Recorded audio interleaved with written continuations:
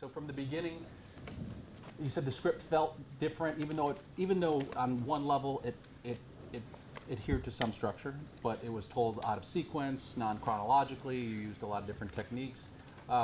In your script, I was looking at the script today. Even the language you used in directions to camera people. What did it say to fade in and fade out?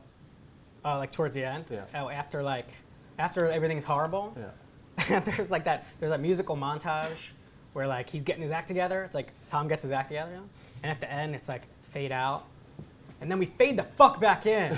Yeah. And then the director, Mark, was like, so how do I fade the fuck back in? How does that work?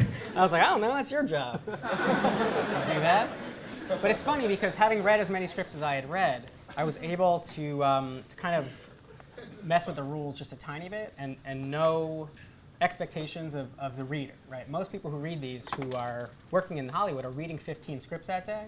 So for all the cinema guys, it's sort of like the last thing they want to be doing is reading your script. You have to know that going in. Like it could be the coolest thing ever, but they'd rather be with their spouses or watching a game or whatever they're doing.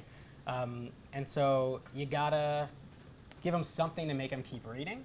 So for me, it was the cheating of the beginning, the author's note. That was a good cheat that I came up with that was like, ooh, somebody might laugh at that and keep going, right? So I've bought 10 pages out of you, basically.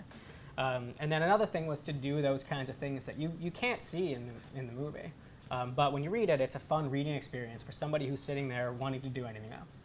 And I knew that just because I had worked in that, I'd been on the other side.